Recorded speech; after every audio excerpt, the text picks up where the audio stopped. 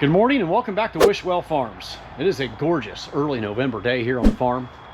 It's actually usually pretty nice in the greenhouse, but wait till you see this weather outside. It is just phenomenal. So got a lot of little things going on today. I was gonna give you guys kind of an update on some of the things that are happening around the farm in early November. But take a look at this weather outside. I mean, it's mostly cloudy right now, but the sun's trying to make an appearance. It's a little breezy today, but it's very comfortable. I almost can't believe it, because usually this time of year it cuts loose raining, you know, the leaves are down, it starts getting muddy out, you can't do any more field work, so you're always rushing around in late October trying to get everything done on the farm, get everything winterized and ready for the bad weather, but we haven't really had it yet. I'm sure it's coming soon, but man, you can't complain about this. Some of you may remember a couple videos back, this box truck here that Emma took to our final farmers market in mid-October had to be limped home. It was blowing some black smoke, making a whistling noise and losing power. We found out what it was. It was that boot I was telling you about. Well, partially it's down here, but this is what we thought it was. We thought maybe one of these clamps had popped off, or this little thingamajigger here wasn't working properly on the turbo. But all it was is this clamp had popped off right here. Oh, the intercooler boot, that's what it's called. But you know, that's what we thought it was, but actually it was this clamp right here, this hose clamp. So yeah, we just got to replace that clamp there on that boot, and that should take care of our problem. And I think this was sticking a little bit right here, so I'm gonna try lubing that up right there, and hopefully that'll work a little bit better. This probably wasn't working properly and built up too much pressure and made that pop off. So glad it was something very simple and not a serious issue with this box truck, because it's the last thing I wanted going into winter is to have a major repair on one of our box trucks. So I didn't get much filming done last week for several reasons, but the main one was that my son and I bought a house. My middle child, Blake, is 21 and he's a full-time YouTuber. And we closed on a house on October 31st. So we've been busy getting him moved. We were actually using one of my box trucks, that one right there, for moving everything out of his room and out of our house into his new house. So my wife and mother-in-law have been spending a lot of time over there with him, getting everything cleaned up and organized and moved in. And you know, I was over there a few times helping him as well. So now that that's all taken care of, I got a few things I want to get finished up while the weather's nice this week on the farm before I leave for about a 9 or 10 day long backpacking trip in Alabama and Georgia. So I'm gonna take you guys along with me on everything that's going on around the farm this week, and then there's probably gonna be a little bit of a break in the videos while I'm on this backpacking trip, but that's all right. When I get back, there's gonna be a lot of content still coming here on the farm. Things that we do during the winter, all the planning and organizing and getting ready for the next season. So be on the lookout for those videos. I don't want you to think that I'm not going to be around filming and posting videos throughout the winter, because I plan on still posting 2 videos every week all winter long.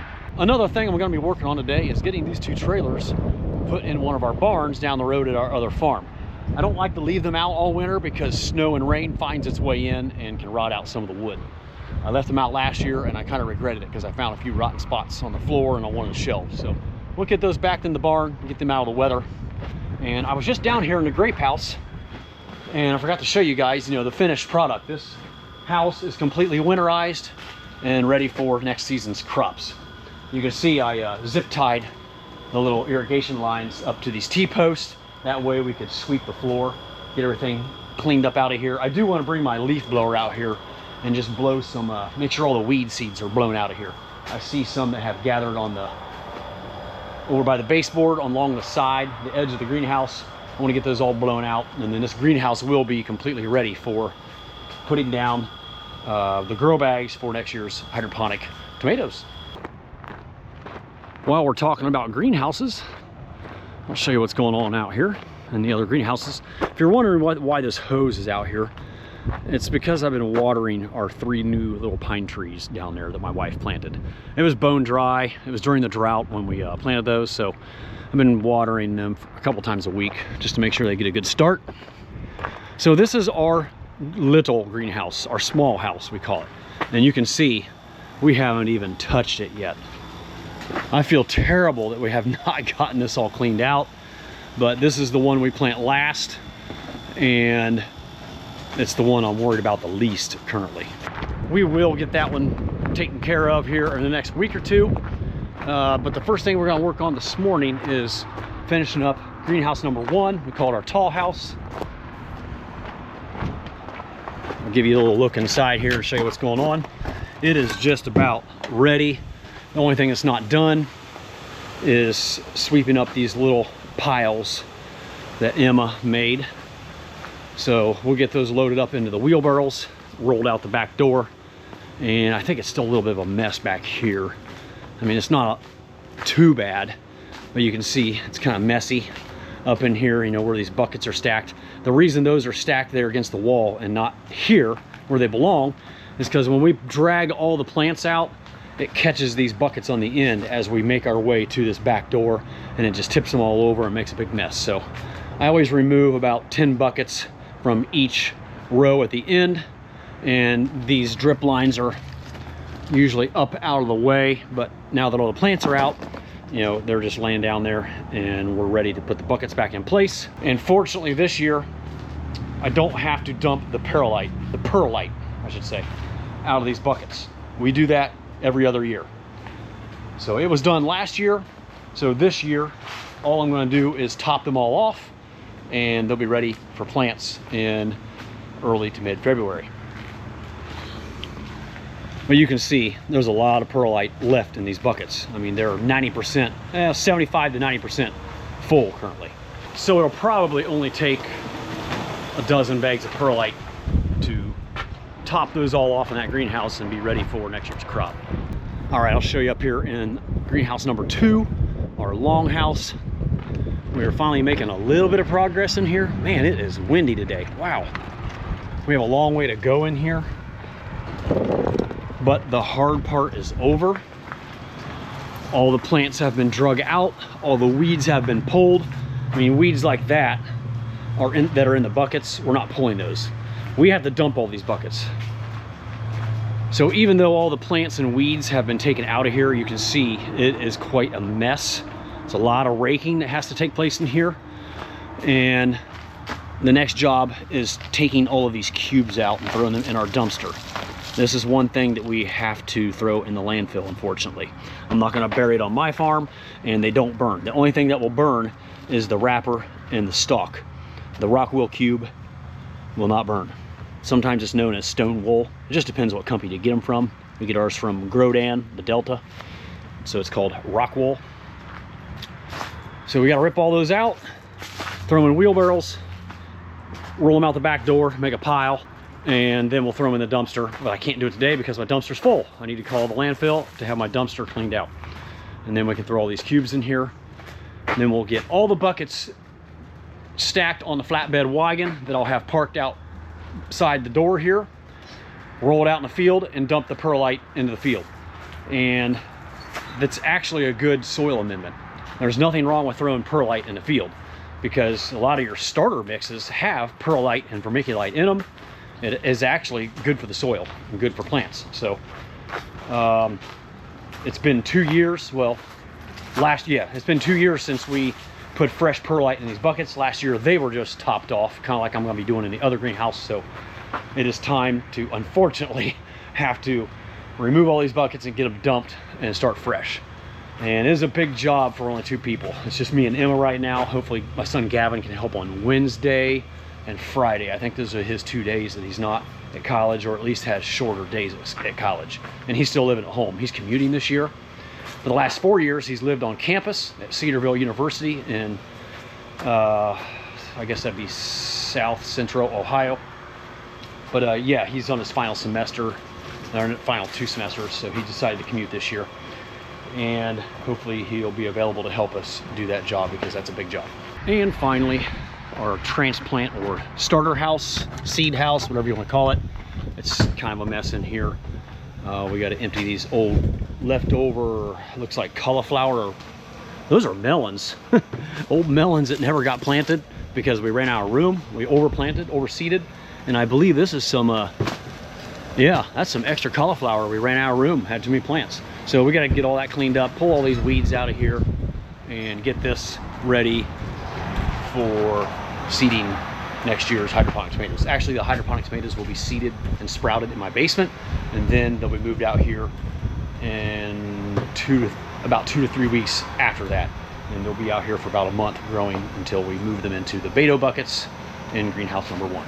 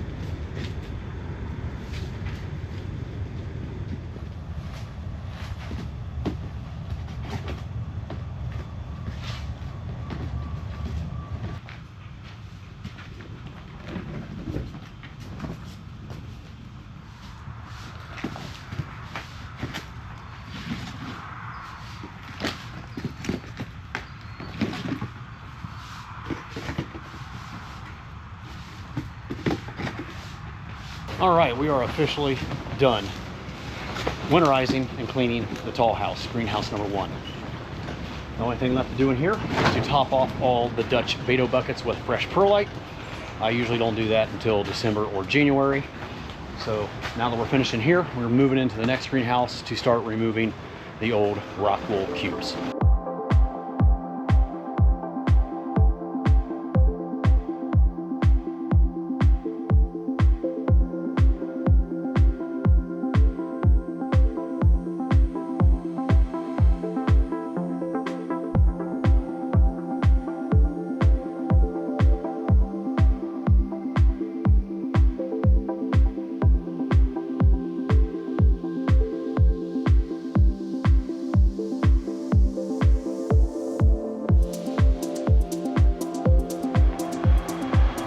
All right, we're getting close to getting all of these rock wool cubes taken out of the greenhouse.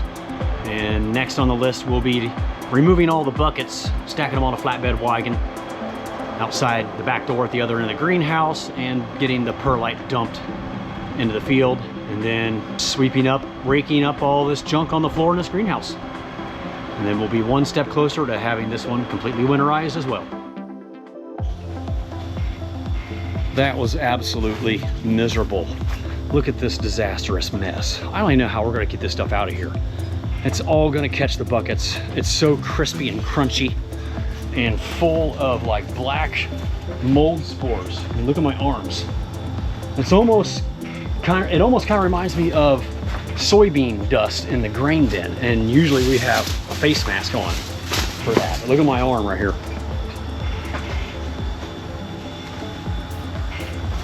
I don't know what it is. I've never seen this on tomato plants before. Maybe it's because we usually have them out of the greenhouse earlier in the season before they've turned all dried and crispy like this. That was pretty nasty. I'm glad that's done.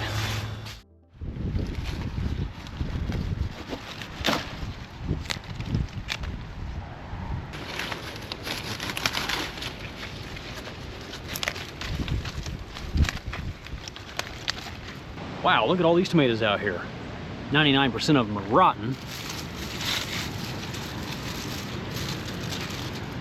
Looky there. Lunchtime.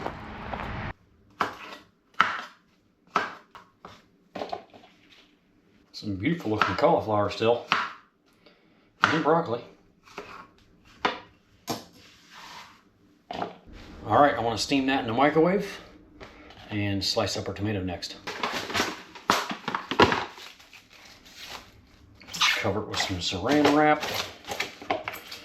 Poke a little hole on top and into the microwave. Oh, I don't know, let's do 5 minutes. And I always like to try a little bit raw with some ranch dressing.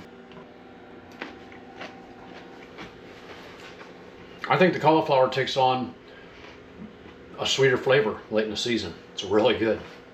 All right, now let's check out this tomato and see if it's any good. Not bad. Doesn't look real overripe. It's not real dark red inside. I think I'll just try these 3 slices here. All right, now I'm going to show you my favorite way to doctor up my tomatoes. All right, a little bit of salt, a little bit of pepper, a dash of garlic powder, and a sprinkle of basil leaves, a couple drops of olive oil, and finally balsamic vinegar. Whoa, it came out fast. Doesn't take a lot. Not that the tomatoes need all of that. I just like that combination and the way it tastes. Still some decent tomato flavor. You know, late in the season when the plants have died, the tomatoes stop getting really red. So they're a little more lighter orange, but that still tastes pretty darn good.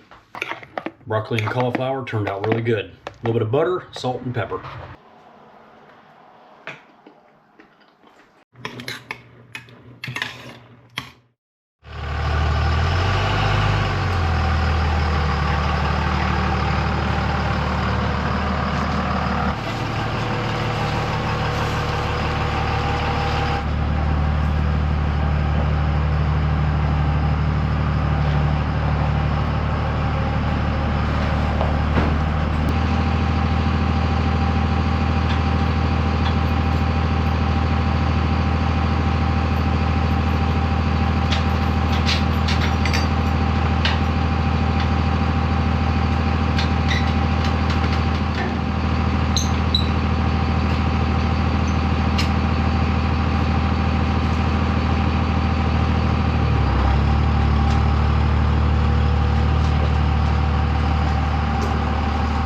One trailer in the barn, one more to go.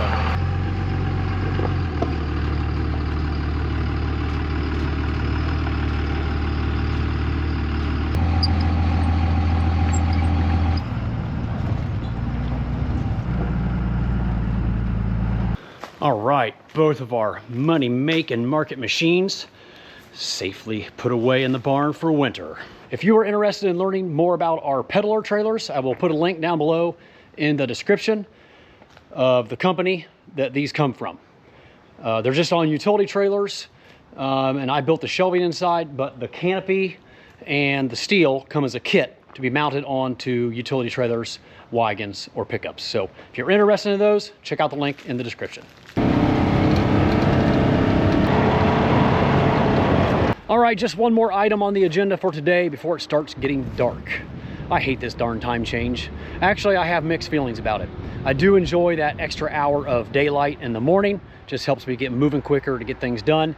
But boy, if you happen to take a long lunch hour, I feel like you're down to just a couple hours of work left in the afternoon before it gets dark on you. So yeah, it'll be pitch black around here by 5:30, 5:45, and just makes for a short day. So normally I remove all these items and take them up in the barn, just so there's no risk of them getting run over by anything. But I'm thinking they might be all right just to leave them out here. I'm afraid if I remove all of these parts, I'm gonna forget where they go when I put them back together in the spring. So I think as long as they're up against this T-post, they'll be safe. I'm always leery about leaving things out there like that could get run over by snowmobiles, rangers, tractors, 4x4s, whatever, throughout the winter when the snow happens to be deep out here. So yeah, I think I'm gonna leave them in there. You know, that'll actually prevent mice from getting inside. Speaking of mice, you know, I did mention it in a prior video about how I had a lot of problems last year of mice getting in our oval tube. So someone suggested that I duct tape off the ends and leave the drip fittings in. I usually take out the drip fittings because they'll get snagged on stuff and get pulled out, or you know, they get brittle being out in the UV light for an entire season. So I like to pull those out and keep them up in the barn, keep them safe. But if I want to have mice getting in the holes every 5 feet all the way down that line like they did last year, it might be best to put them back in there, or wind the darn thing up on one of those wooden electric spools. But I hate doing that. I did that for years and years, and it's just a big pain in the butt. I'd rather just pull it out in the grass and then next spring pull it right back out in the field and get it hooked up. So since I'm going to leave this out here, you know, I can see that there's water in there. I'm just going to open up this gate valve and let the water escape. That way nothing freezes and cracks on me. You can see there's quite a bit of water still in there.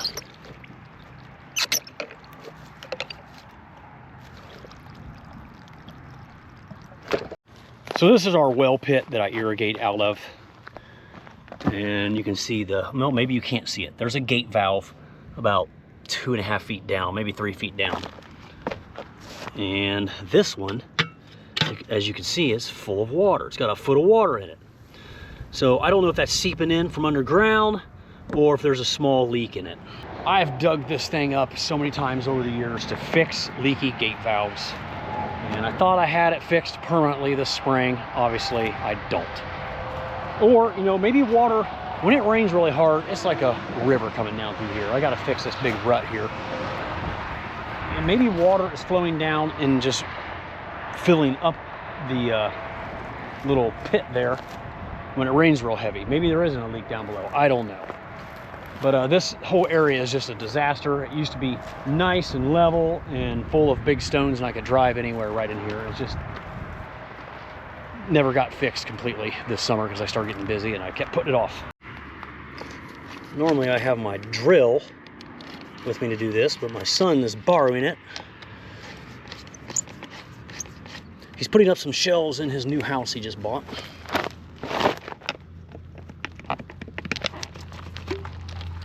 And then I'm just going to put these right back on here and tighten one of them down so I don't lose them.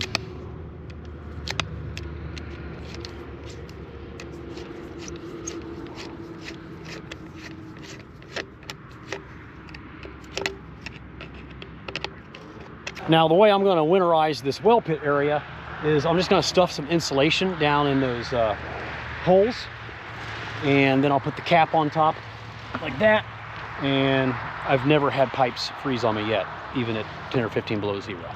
So we hit water at 50 feet and it was putting out about 150 gallon a minute, and it is also an artesian well. So I have to have this little spout on here to let the overflow come out, or it'll fill up the well casing, and in the wintertime it'll crack and split this lid. So we have to have a spout on here for that 3 gallons a minute that runs 24/7. The only time that stops is if our well pump kicks on, and then it'll draw that water down, but otherwise that's always flowing, and this tile just runs down to our creek. So what I think I'm going to do here, it just runs up to the well, is disconnect it right here, and I'll fold that up there and leave it by the well pit. And then I'll take this end and at least take it across that driveway and leave it over there closer to the tree. That way it's not continually getting run over all winter long.